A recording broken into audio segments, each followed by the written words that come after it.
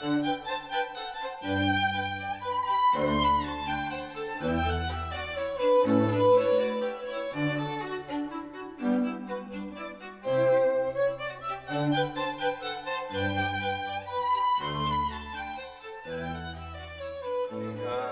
¿cómo están todos? Me llamo Eder Valle, nací en Los Ángeles, California y vine aquí a la Universidad de Wisconsin Madison.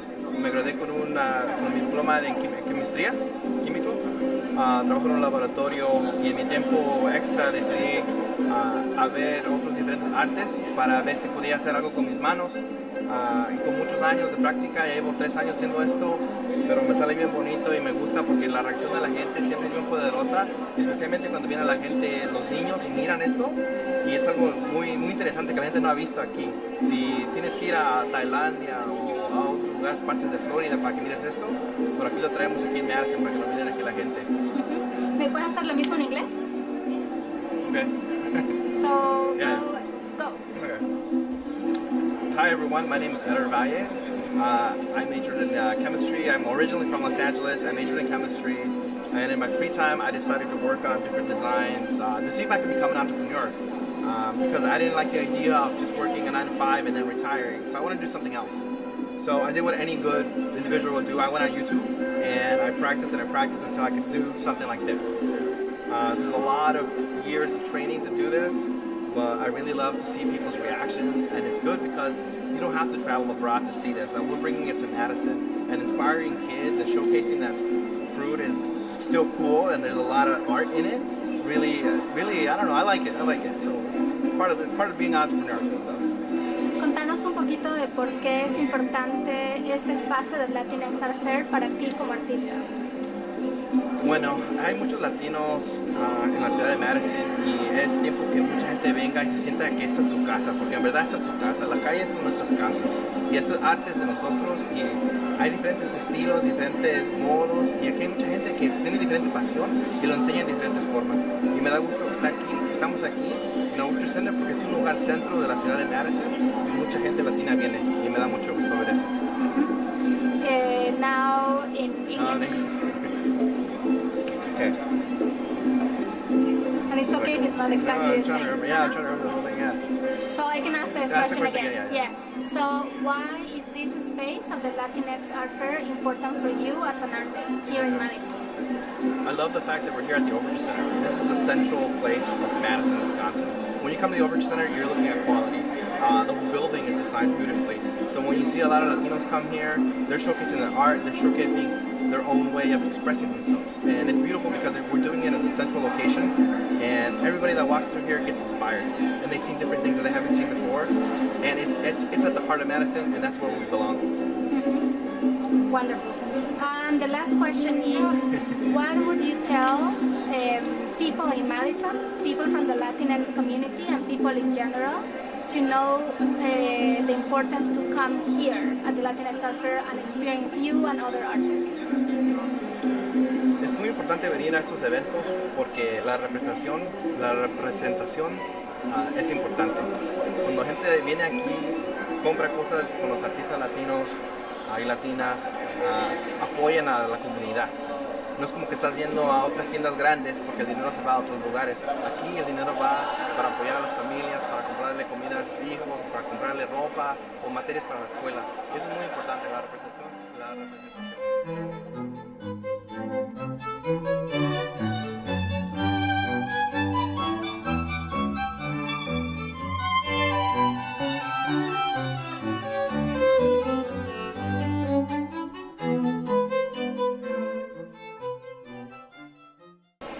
Hello, I'm Jaime Guiscafre, a classical guitarist that specializes in Latin American music. I'm from Puerto Rico, so from an early age I got exposed to my father playing the piano, and I basically continue what he did when he was alive, that he played music from Europe, from Puerto Rico, and also original compositions. So that's basically what I do with the classical guitar. And in 1988, I composed and performed the soundtrack for the PBS documentary Hispanic Mosaic, which up until 1988 it documented and presented the history of Latin Americans immigrating to the United States. And that's of course extremely relevant today because it's an ongoing process and there's political forces that cause a lot of controversy, and people should be aware of their fellow Americans on this side of the hemisphere, and that we're becoming a prominent place in United States American society as well, and we're going to continue to grow and be that way.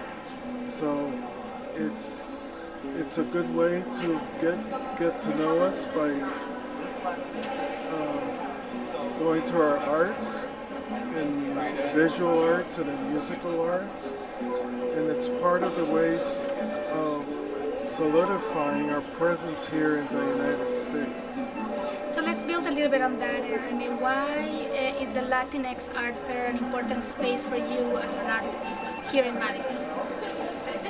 Because I bring Latin American culture to people here who have had little contact with. And the music itself is a reflection on people's heritage because it's based on European music, indigenous people's music, and colonist music. So it's a mixture of music, and music reflects the cultures that it comes from. And I feel that I represent that, and I'm a living example of this process. And now tell us a little bit about why is it important for people in the community, in the Latinx community, but also in other communities to come to the Latinx Art Fair and get to know artists like you and other artists and be in contact with art? Why is that important? It's very important because I think a lot of people go by they see in the media and they don't really understand the Latin American presence in Madison as well as the United States. And events like the Latino Art Fair is a good bridge to get to know fellow Latin Americans and also Americans that are curious about the Latin American arts and artists. And I hope that in the future there'll be more events like this, and ultimately there'll come a time that there actually won't be such a big need because our culture will be more integrated with the North American culture.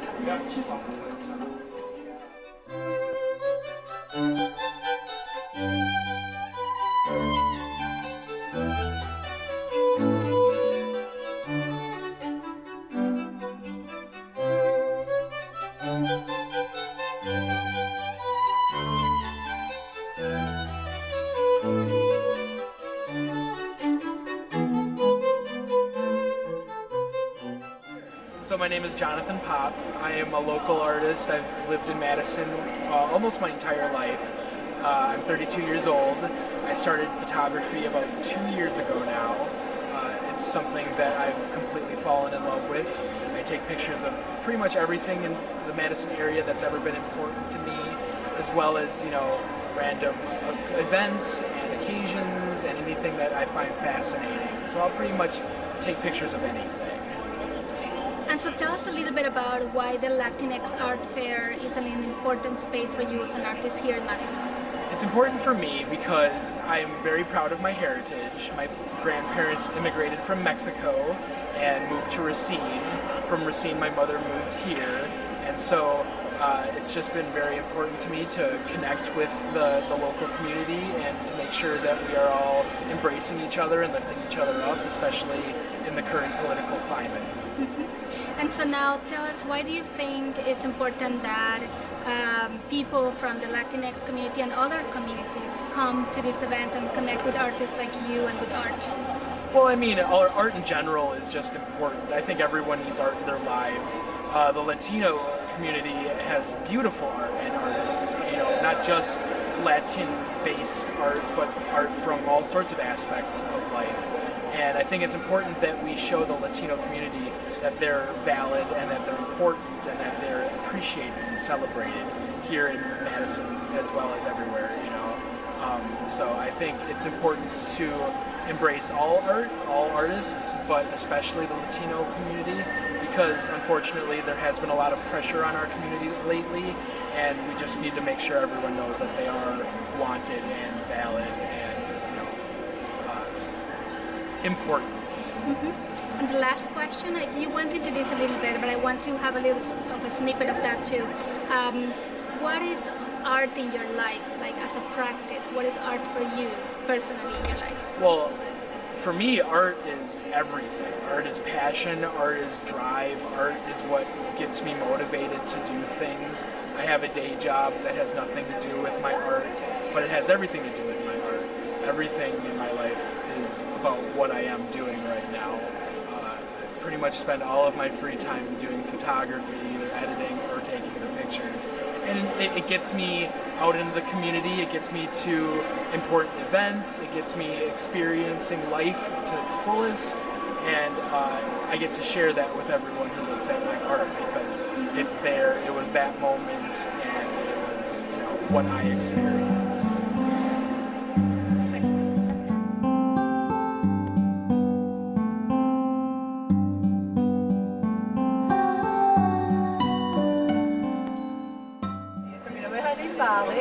Vivo en Madison, tengo muchos trabajos múltiples, pero esta es una de las cosas que me gusta hacer.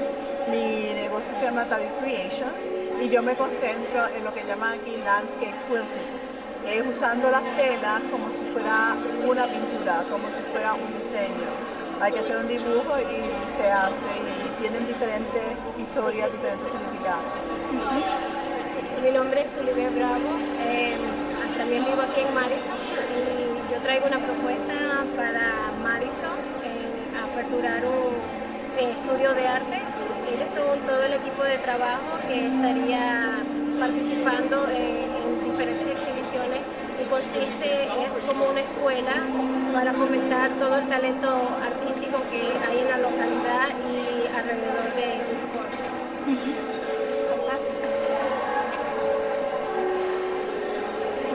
Mi nombre es Alfredo Solomon, soy arquitecto y pintor.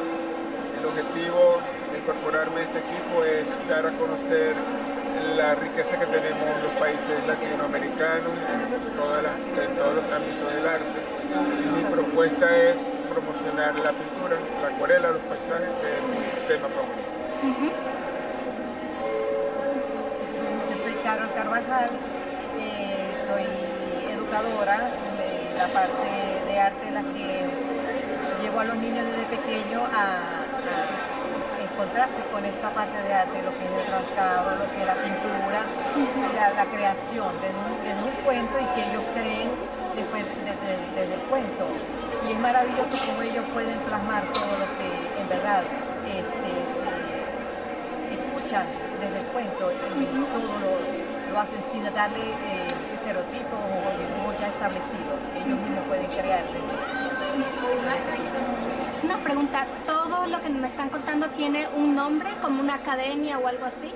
Todavía no tenemos el nombre, pero todavía no lo queremos divulgar hasta que pero encontremos el están lugar. uniendo tus esfuerzos. Exacto. Okay, fantástico. ¿Ok?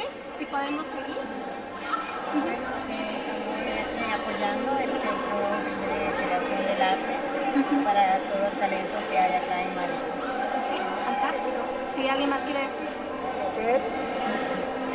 Bueno, mi nombre es Raquel Sutherland. Yo prácticamente toda mi vida me he dedicado al arte porque me gusta mucho todas sus áreas, más que la pintura. Pero siento que es algo como que libera. Tú te sientes bien cuando plasmas lo que sientes o lo que te gusta hacer, sea colores favoritos, sea hasta una flor que te gusta. Es algo sencillo que se vuelve muy importante, porque te das parte de ti en cada trabajo que haces. Entonces, continuando con la entrevista, si me pueden compartir un poquito por qué este espacio del Latinx Art Fair es importante para ustedes como artistas y como colectivo.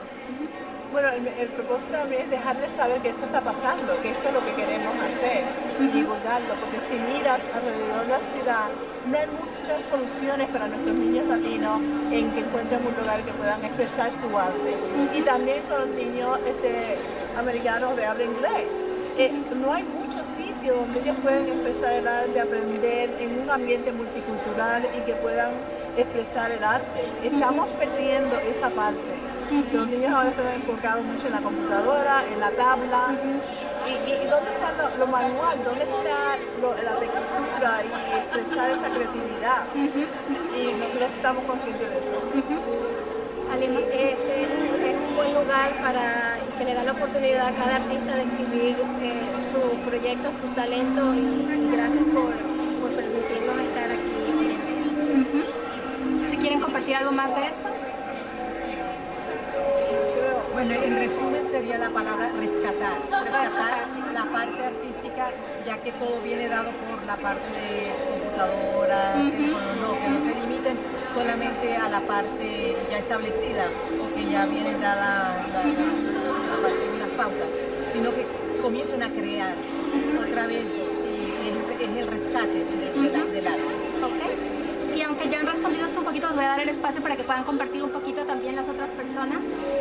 ¿Por qué es importante que en Madison exista un espacio como el Latinx Art Fair para esto que están comentando? Si pueden hablar un poquito de eso. ¿Por qué es importante que exista un espacio de arte en específico desde las comunidades latinas aquí en Madison?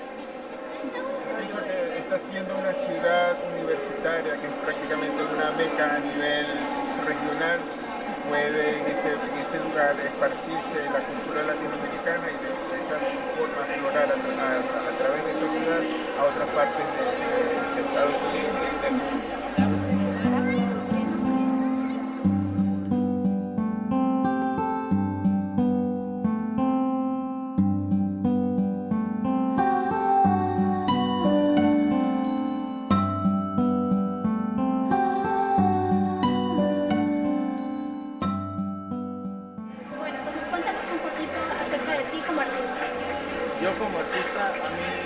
Yo desde chico siempre me ha encantado dibujar y la cosa es de que para mí cuando empecé a dibujar siempre vi a mi mamá dibujando todo el tiempo y como dije, pues quiero darle una oportunidad y tratar de hacer dibujos y dije pues voy a dar lo mejor de mí a ver cómo me sale. Mi mamá como que fue mi maestra y siempre ella me inspiró a hacer dibujos y más o menos divertirme en el dibujo y no ser perfecto, pero aparte de eso pues siempre me divierto a hacer lo que más me gusta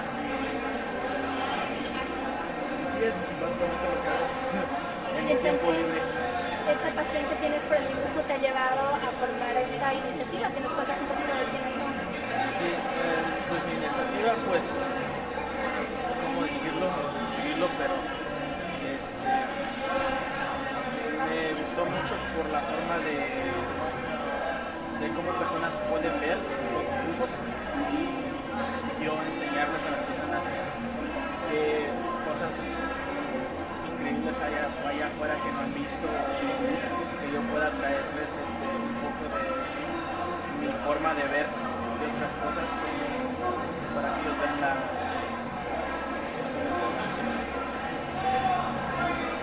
naturaleza, la forma de sentir cosas o expresar cosas también en el mundo que hay que lo que aprende la gente es diferentes estilos de dibujos, artistas, formas como ver el arte de otras personas, las ideas y cómo personas creativamente piensan en su mente para que lleguen a ver cosas diferentes en el mundo que digamos y eso sería todo. Still real right now. What do I want? I want a border town here in Wisconsin. I want to get back the 2 hours lost in this meeting to be with my son before somebody tells me to show them proof that we're Americans. I want Las Chavas, the girls, to keep on running around without explanation. But most of all, I want the woman who is without her child to know that we are behind her and feel her pain, but we can't even begin to understand it. Yes, we must admit to the fact that no matter how much we talk about the issues, we haven't begun to understand the human reality that family bonds are being broken. We skirt around the topic and about the people who wash our plates, cook our food, clean our house, and although we make great overtures, our politic is just talk and time is running out. Estoy cansada de oír lo mismo que vamos a hacer, pero no se va a hacer nada nunca. Porque la seguridad de ellos, los americanos, es más importante que la nuestra. Tanto que no importa cuál trabajo tienes ni quién conoces, porque en fin el cambio es como agua, se ve pero no se puede detener. I am tired of hearing the same thing. What are we going to do? But nothing is going to get done ever. Because the security of them, the Americans, is more important than ours. So much so it doesn't matter what job you have or who you know. In the end, the road of change is like water. You see it, but you can't hold it back.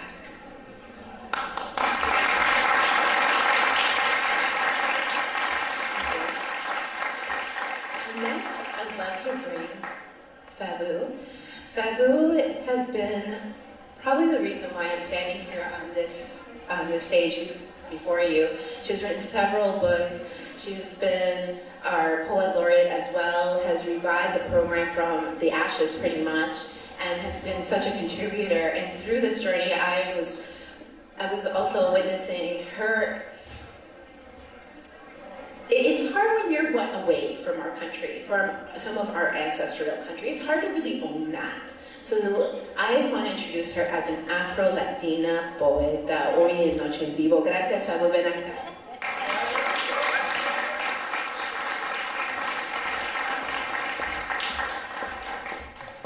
I'm here in honor of my Cuban grandmother, gone but not forgotten. Samuel's poem. I have a young friend, Samuel, who attends Nuestro Mundo. Burnished brown like me, he is learning Spanish and how to have a great heart for others. Young Samuel was disturbed during the presidential elections. Worried, he talked constantly about his friends. What would happen if Trump became president? Young Samuel had nightmares. His schoolmates would hide in fear. Their families would be deported. His parents comforted him that bad was in the U.S., but good too. I will visit Samuel and read him this poem. I will thank him for his prophetic dreams and early understanding that we are not the only people who suffer in this country.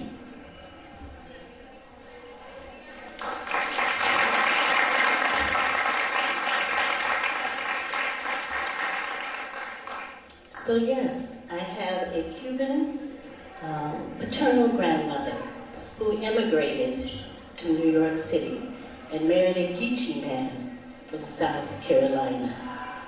This is a country of immigrants. This is a country of immigrants. Oldest human bones are from Africa. First Nation, indigenous peoples settled North America. Mexicans once owned present-day U.S. states, California, Nevada, Utah, most of Arizona, half of New Mexico, a quarter of Colorado, a small section of Wyoming, and Mexican Texas. This is a country of immigrants. The Pilgrims were English immigrants coming to live in a foreign country. They arranged with English investors to establish a new colony in North America. And the stories of the Africans, First Nation, indigenous, and Mexican people were changed forever. This is a country of immigrants.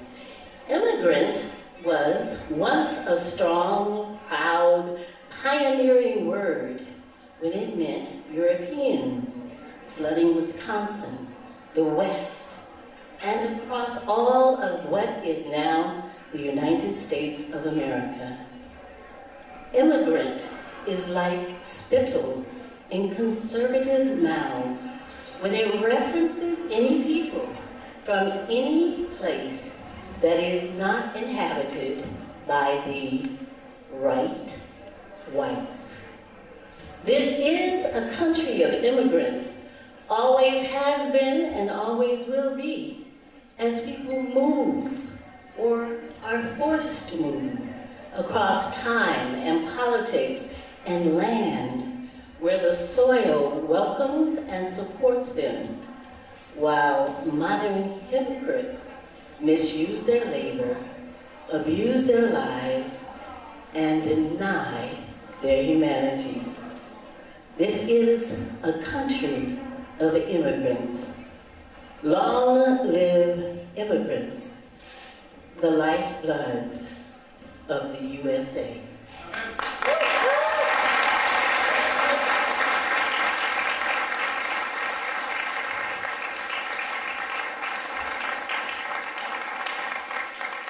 And my last poem, and I read it in honor of the poet Nidia Rojas, Shining Puerto Rico. Family strength overcomes sorrow, and their laughter is louder than continuous tears. Today is celebration, while tomorrow remains unknown. We don't forget loved ones in Puerto Rico, still struggling to recover. Hurricane Maria was cruel as Hurricane Katrina, but neither as cruel as America's small response. Hurricane Harvey hit Texas, and Hurricane Irma hit Florida, and the money flowed in within weeks, and basic needs were restored and prosperity re-established. Puerto Ricans have American citizenship since 1898, yet remain a territory without the honor and the power and the votes of an American state. This island in the Caribbean Sea lives to keep shining, shining, shining.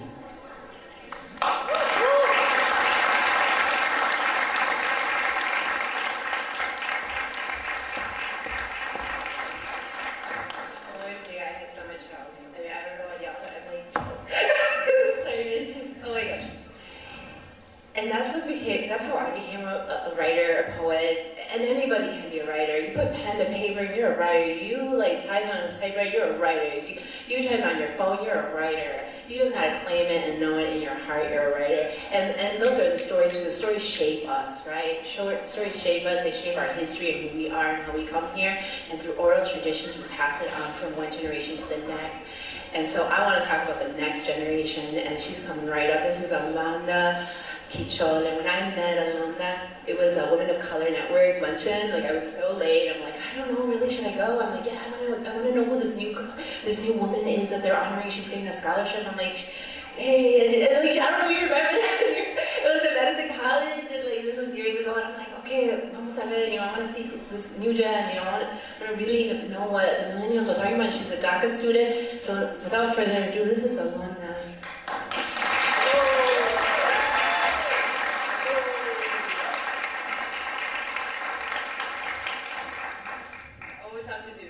Let me see if I can get this right. All right. Can you guys hear me? All right. Well, good evening, everybody. As she said, I'm very excited to perform for you all. I'm in Milwaukee right now, but I love coming here, always giving back to my community. I have my brother, Benjamin, right here. He loves art. So catch him outside one day. He's very inspired to make his own art pretty soon. So I have two pieces for you tonight. First one called Dear Scholarship Committee. Okay.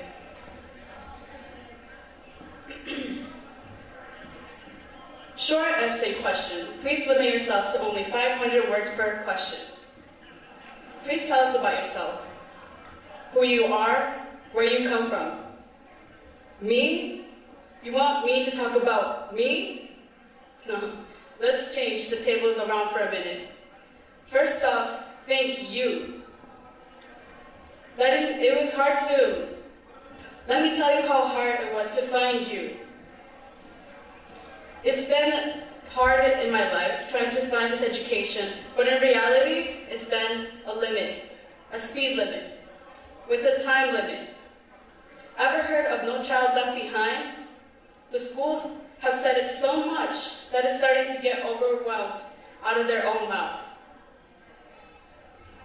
As a kid, my mom could never give me lunch money, but did talk to me about the value of money, so I wouldn't be left behind. Growing up, like as if my dad never turned off his alarm, so he would be woken up each day to teach me how to drive, so I wouldn't be left behind. My parents worked 2 jobs and selling me their value of an education for only $9.95 an hour, so I wouldn't be left behind. With paper and pen, I took my test. I looked back at my brothers, at my sisters. There I remember that a good friend once told me, La cultura cura y la sangre indígena cura. It's time for the voice of the voiceless to be heard. Instead of taking arms and fighting off the street, I marched down the State of State Street with my fist in the air. And in the air came the wave of the voice of my community as we stood strong, showing unity. I come from where many around the block think of us as illegals, when in reality, we come here as economic refugees and nothing less. But you don't know that, because you're too busy, smoking a cigar, with the side of it reading, No Child Left Behind. Why should we consider you? I'm not a criminal, that's for sure.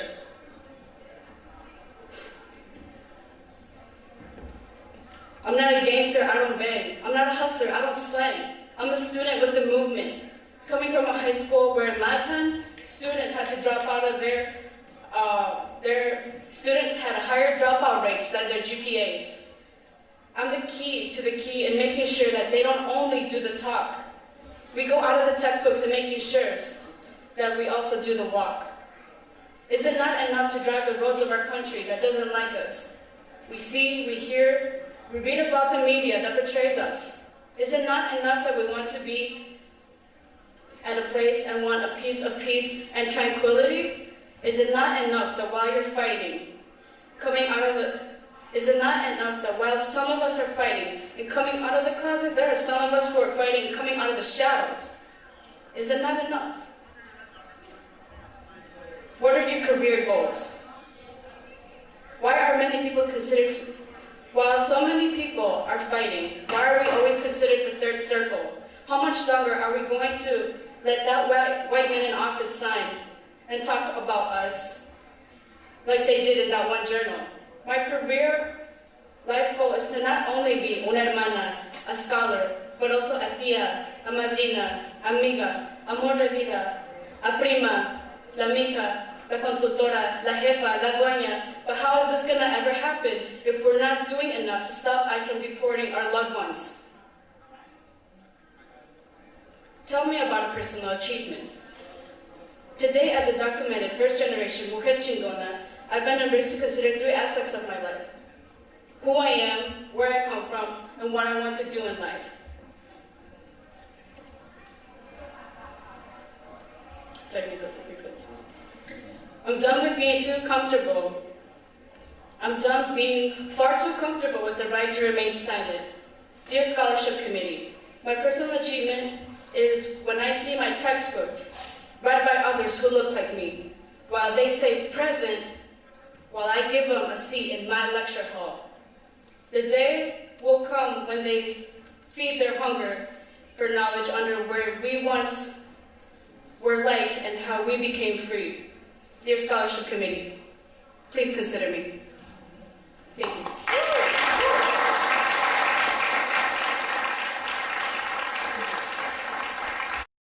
It was time for them to be woken up. It was time for them to feel what it is like to be a student of color standing amongst them all. But here we go. Dr. King had a dream. 11 million people in the US have a dream. I have a dream. There might be equality, but there's still no equity. Here is a little something for y'all based on true facts. Excuse me.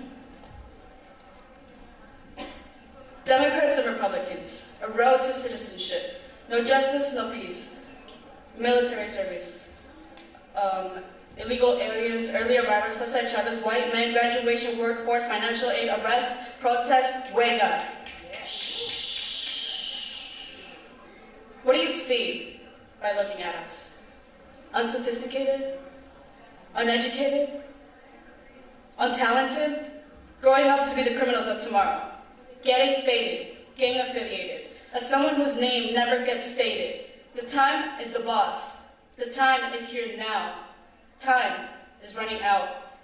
You see us. The road to failure while skipping class, teen parenting, and at the end of time, hoping to pass. Later coming home to our brothers, only to throw fits at one another.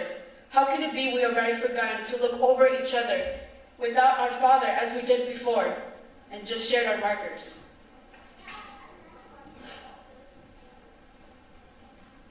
You see us, the wetbacks, beaners, coming up with the swine flu, fairly keeping up with the law. But let me remind you, it all started in 1492. How much control do we have of our own identities? None. I'm not considered Mexican in my own country because I've been too Americanized. I'm not considered I'm not considered American because I'm not the right pigment and everything else is done. You see us. My rights as a human have been corrupted on both sides. There's only one world I live in, and I don't know where the one I belong in lies. The real me slowly dies. I become two-faced, knowing that it won't matter, but I still manage to waste. You see us. Now, stop being the first, unborn in a country of opportunities. Sorry, I gotta call.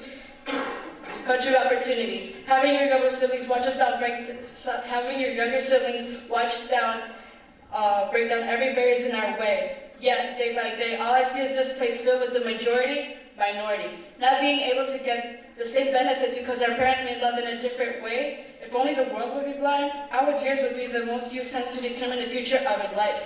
How can we let that man in office sign? You see us. My rights, humans go through struggles, but when you have humans versus humans and laws versus humans, there's just no freedom. Hear my rhythm, hear my drum, I'll show you my wisdom. You see us, pretending like nothing is wrong. We might be here all present, French, German, Pakistani, Russian, Iranian, Irish, Chinese, Indian, Mexican, Puerto Rican, African American. Y'all know where you at. I'm here to prove that I'm unafraid and unashamed and will not be kept silent. You see us. Just as Martin Luther King Jr., we all have a dream to end the chain of poverty, to not work at jobs that will damage our bodies, to work for a better society, and to have a voice in our democracy where they will one day not live by the color of their skin, but by the contents of their character. Now can you see us? Ni de aquí, ni de allá, pero still dreaming. Thank you.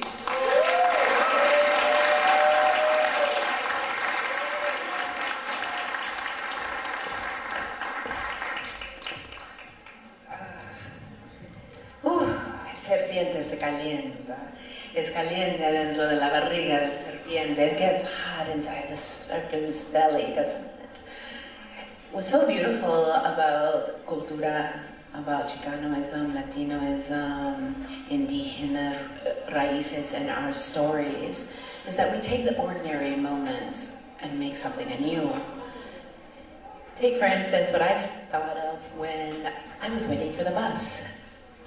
I took a cloud breath and another step deeper into the snow, and I found wedged in a sea of white dust and Aztec flower, chestnut, rosewood, multicolored brown with the fairy perfect snowflakes dying in her petals. I clenched off the chills of this February morning to see her roots curl beneath a midwinter frozen cornfields and tread back to the brown hands that made her so chill. And our next poet also knows about trekking through these winter cold nights in Madison, Wisconsin. This is Roberto Rivera from his roots and lineage in Nicaragua, but his legacy is alive here in Madison, Wisconsin. He has brought education, poetry to so many children here in the United States as an educator and advocate. Roberto, gracias.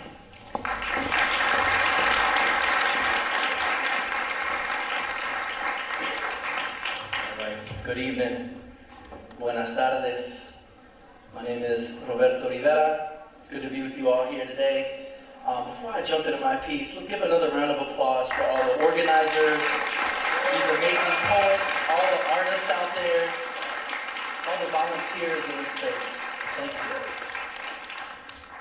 So I want to just share a quick story about my best friend named Carlos. And Carlos's story fits the story of a lot of young people that fall in the cracks of our society, especially in Madison, Wisconsin, even in Middleton and Verona. Right? So Carlos, when he was in elementary school, was told he was LD, learning deficient. He went through a formal assessment. No one thought to ask the question, is there another language being spoken in your house? In middle school, his misdirected entrepreneurship skills got kicked out. He ran away from home. He got arrested. He went through drug rehab. And at the tender age of 14, tried to take his own life. Anybody know Carlos? Maybe Carlita, Carla, maybe you call him Charles or something? Fortunately, that's not the end of Carlos's story. Carlos told me, big bro, I realized that I wasn't LD, learning deficient. I was LD, I just learned different. And as he applied that learning difference, started to do really well in school. Went to UW-Madison, created his own major, which became something called First Wave. Was named one of the top young change agents in America, and now my friend, who was told he was LD, is wrapping up his PhD in education. Now we got stories. We give it up for Carlos.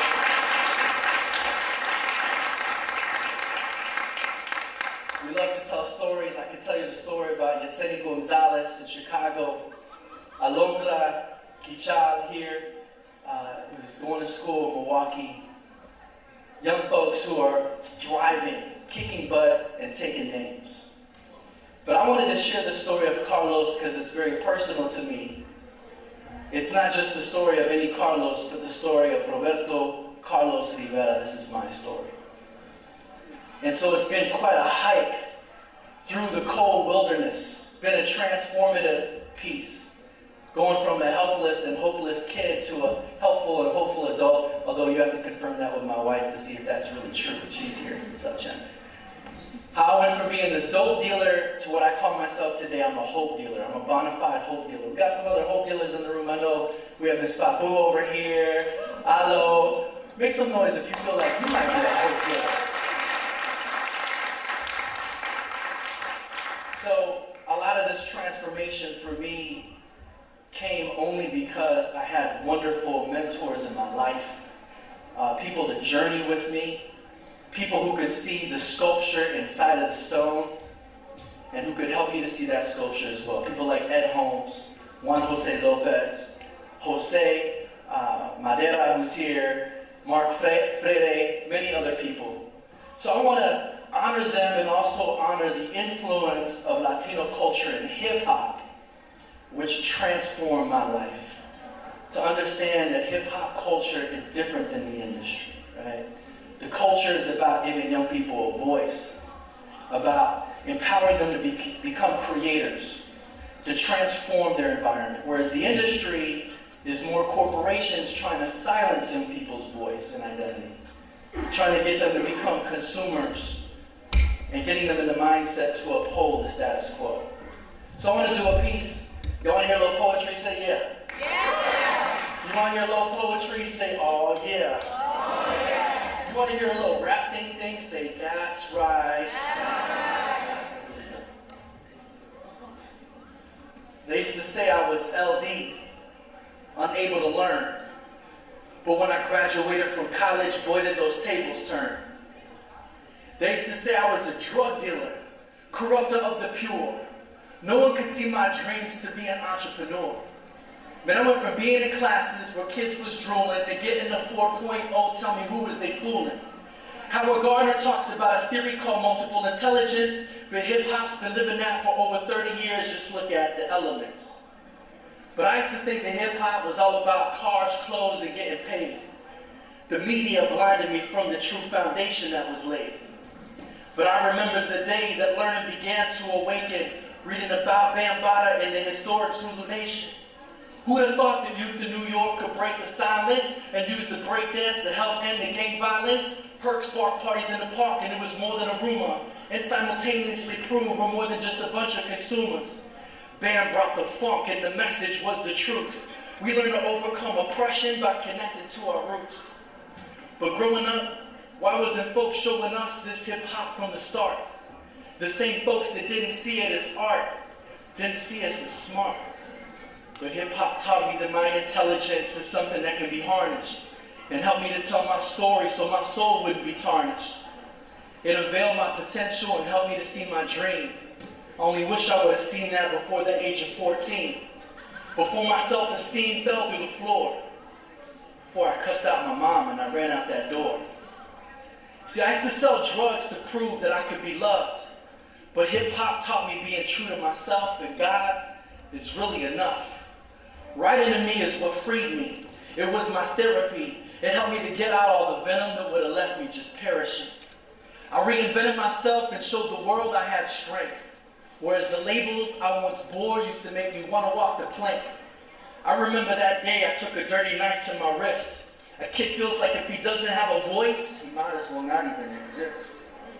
But lucky for me, the knife that I grabbed was dull, or my destiny would have never been let out of the vault. No one told me I had aptitude, so I had an attitude. I acted like the baddest dude. I said bunk math in school. I didn't know I was headed to jail, away the key. I didn't know I was falling in the grave of catastrophe. But learning about my culture put a halt to that journey. And when that hope was invoked, it began to turn me, taking me out of compulsion and showing me a piece of eternity. And that passion lasts long. You can see it burning in me. But I wish I could have gone back and made better decisions. I wish I could have told myself to have clear vision. Self, what are you doing with your life? You are worth something, self. Please put down that knife. You are smart, self. See, you can write and you can release the pain that keeps you up in the night. Don't be looking for happiness in that girl over there. And them drugs won't bring you love and just leave your whole world bare. Why don't you listen, self? Can't you perceive with your eye? Release yourself from the poison that you keep down inside. But wait, said I. I've already heard this voice.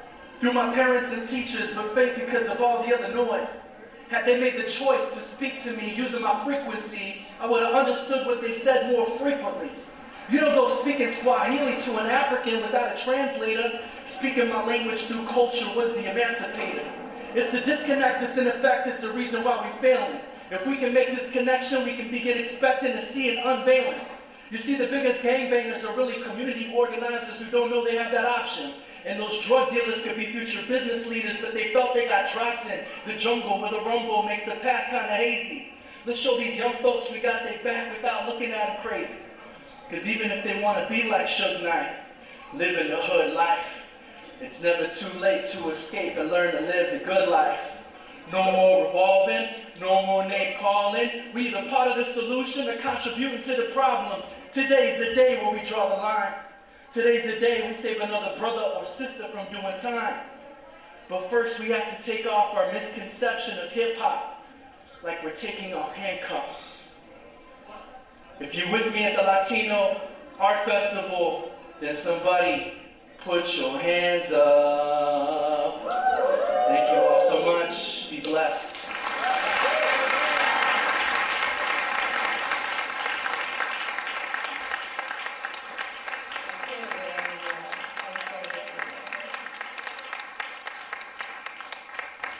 Ya que para qué decir nada más, ¿no? No, está bien bonito, está muy bonito. And this is the way of the serpent as we dive deeper into our cultura and we find names and faces and new lands and new interpretations. We have Nidia Rojas. Sí, Nidia Rojas de Puerto Rico. Nidia Rojas, la educadora y la poeta. Welcome.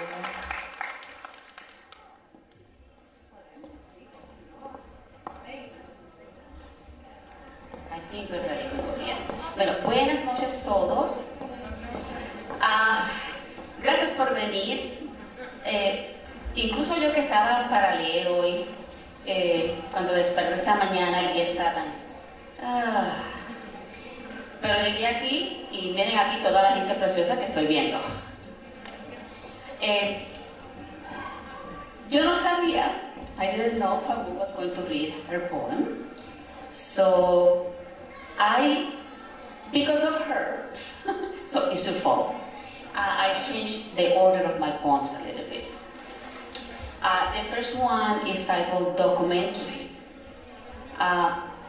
All the facts mentioned here are historic. They happened in Puerto Rico. I sat to watch the documentary. The message flashed on big bold letters, and a voice warned there might be language or graphics some viewers might find offensive. Offensive? I repeat. What can be offensive? This is supposed to be paradise, where the palm trees lazily enjoy the ocean's gossips. Palm trees. There were always palm trees, the green shading the red that covered bodies on Easter Sunday. Sunday that didn't know of candies or hopping bunnies. Sunday to bury any thought not considered appropriate by the authorities. Offensive. Names fell with blood as unarmed bodies fell and lined the streets to church. Add names and rage frustration boiling behind the silhouette. Add the dance of happy workers marching off to fairyland, where they will learn to spell the word minority. New word built upon all the pronunciations mistakes of the language. We will fall silent, but the skin dressing the darkest miles of rage, weakness, and goodbyes will spell for us. And we will bend our backs, we happy workers, as long as we are provided with a loaf of bread. Palm trees. There were always palm trees, becoming dots as the green faded, leaving behind just us and our thoughts. Are the names of the boys, so baptized by the same taxi driver believed to have been kidnapped, forced up to where the TV tower stood. Both him and the tower will witness the falling of the boys, lured up the road under false pretenses by the informant. Busy spider webbing lies around the boys. Offensive. The crushed rage nurturing the palm trees fanning green leaves. Offensive. We should have been in paradise by now.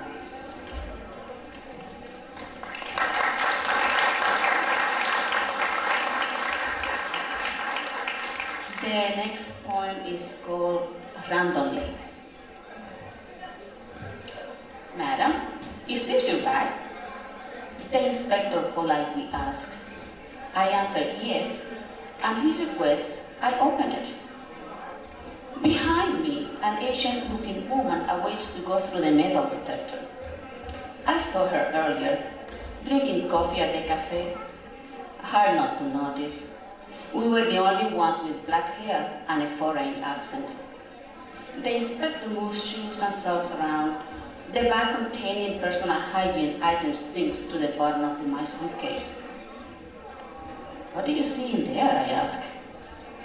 I try to remember if at any moment after arriving at the airport, I left my luggage unattended. I had declared no when they had asked me earlier. The white-skinned, white-haired inspector explains. We are required by federal law to conduct random luggage inspections. As I retrieve my bag, the Asian woman walks through the metal detector. I wonder if her bag will also randomly be selected for inspection. I walk away.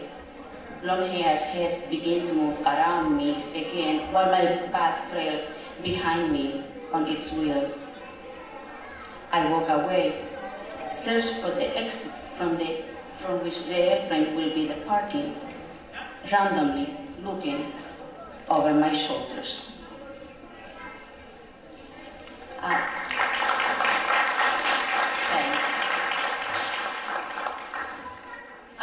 As poets, sometimes we receive gifts, and sometimes those gifts are the voices of those who cannot explain the situation, even though they are affected by it. This one is titled Working Vocabulary. When I was in 3rd grade, Arizona was one more word for cactus, gigantic red blossoms gracing the prickly nopales, after word for each far away. An airplane trip requiring more than one airplane ride, certainly taking longer than my daily walk to school. The anxiety of being separated from my parents was only fueled by scary movies my parents finally forbade me to watch on our new black and white television, and not by the possibility of a knock on the door, darkness incapable of hiding my presence, or the presence of the taller, fuller shadows wrapping me in a web of protection.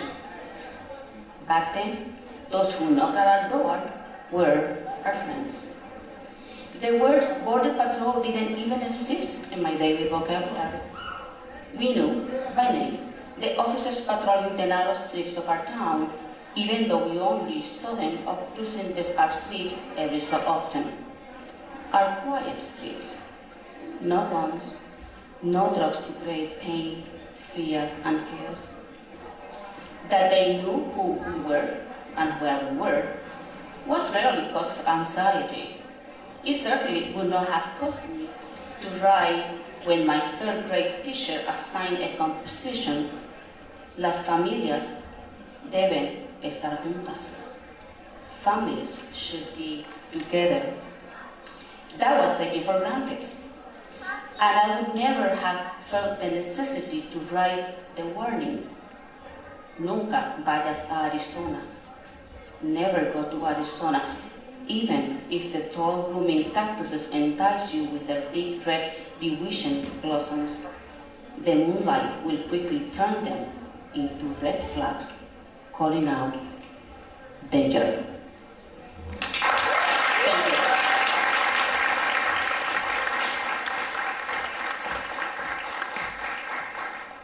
Con eso, amigos y amigas, terminamos el viaje del serpiente. With that, we finish, friends and family, with the voyage of the serpent. El serpiente que te entra, el serpiente que donde respiras y ganas tus cuentos y historias. The serpent where you breathe in, where you live, where you gather your stories and bring them with you inside. Thank you all.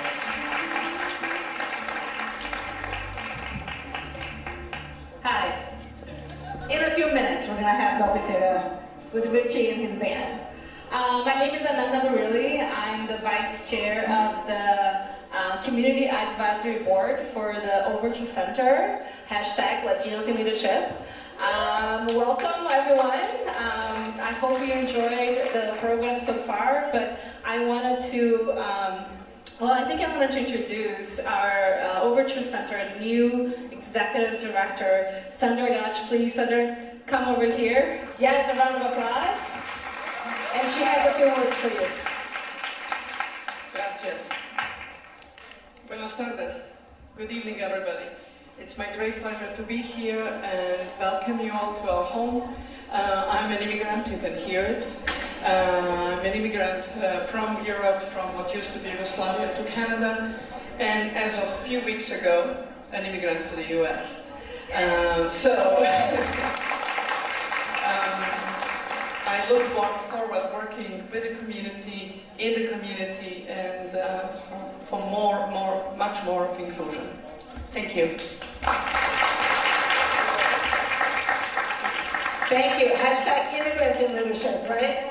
So now I want to introduce you to my friend. I think a lot of you already know her, my friend, my colleague, and a leader in this community, Jessica Cavazos, the president of the Latino Chamber. First of all, I want to thank all of you for supporting us. I think in this time where the Latino community needs our community to be in solidarity with us, I think it's amazing to see you all here. And let me tell you, I was crying, but it was tears of joy. Just because I know that we have such good people here in Madison and people who support us and want to hear our art and our stories and that are really infused into this whole dynamicism that we call Latinos. And I think we have a lot of Latinos here, and I think we have a lot of Latinos in a lot of people who have Latinos in their hearts. So to all of you, I want to applaud you and thank you. So please applaud for everyone here. Applaud this beautiful, beautiful Afro-Peruvian. Who would think Afro-Peruvian, right? This is music, it makes you feel alive, and I am so proud. Every time I hear these kind of rhythms, I'm so proud to be Latina. And it's so just yummy and fabulous. And one thing that I wanted to do is, because this year was myself from the Latino Chamber and it was volunteer driven, I want to recognize our art curator, Richie Morales, who is... Richie Morales, this is his idea, it's the Integration X. It was amazing, and I want you to come up just to say briefly. I know they have to play, and I'm so sorry that I'm just taking your time, but I really think it's important. Muchas gracias por estar acá. Mi nombre es Richie Morales. And I'm Geraldine Paredes Vázquez. Realmente fue un reto bien grande hacer esto, pero pues tenemos un evento bien hermoso. It was a great challenge to put this together, but we have a very beautiful event now. Y ya se dieron cuenta en su entorno lo diversos y hermosos que somos. Did you already became aware in your surrounding how beautiful and diverse we are? ¿Y cómo se siente? And how does that feel? Creo que el arte tiene la capacidad de encender el corazón y eso es lo que tenemos que seguir cultivando. I think that art has the capacity to light our hearts, and that's what we need to keep on nurturing. Gracias. Thank you. Merci.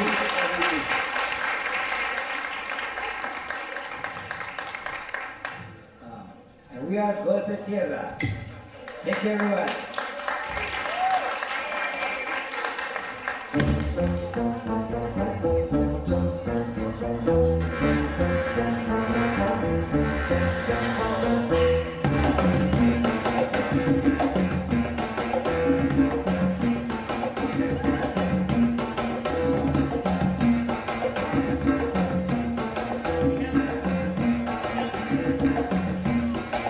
Vengo de muchos lados surcando cielos. Vengo de los de abajo, vengo de adentro. Que salgan todas las fieras, leones y tiburones, porque ya empezó la fiesta, están sonando los tambores.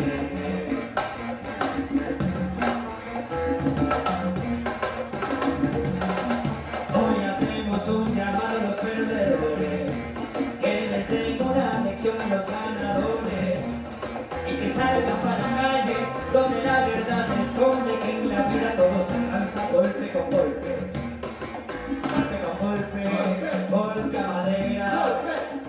zapateando, voltea tus piernas, voltea mi cajón, no pierdo el sentido, golpea mi voz, así es golpe tierra. Golpe, golpe, golpe, golpe, golpe, golpe, golpe, golpe.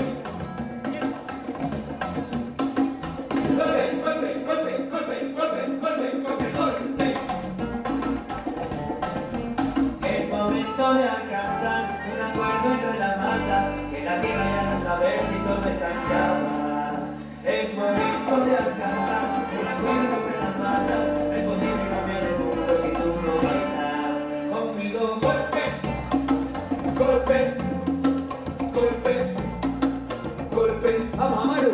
Golpe, golpe, a bailar. Golpe, golpe, golpe, golpe con golpe, golpe, golpe no más. Golpe, escuchen lo que hacemos, yo te quiero ver bailar. Golpe, golpe con golpe, golpe, atentados de paz. Golpe, para luchar por este mundo, este golpe musical.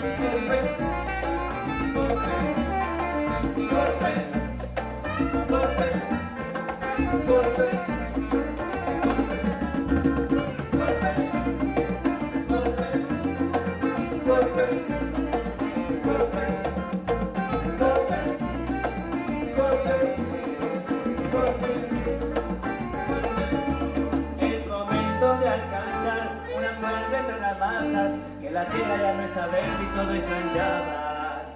Es momento de alcanzar un acuerdo entre las masas, no es posible cambiar el mundo si tú no bailas conmigo. Otra vez en todas partes lo mismo, unos con mucho, otras sin nada. Es que la tierra ya no está verde, todo está en llamas, ya no está verde, está en llamas.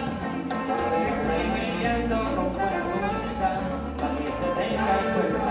Está en llamas, que la tierra ya no está verde, todo está en llamas.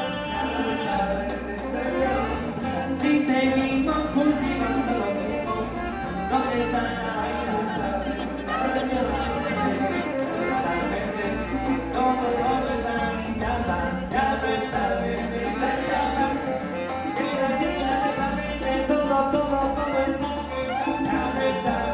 todo está en llamas. Es momento de alcanzar un acuerdo entre las masas, que la tierra ya no está verde y todo está en llamas. Es momento de alcanzar un acuerdo entre las masas, no es posible cambiar el mundo si tú no bailas. Que la tierra ya no está verde y todo está en llamas. Yo con las manos, tú con los pies, con por un mañana.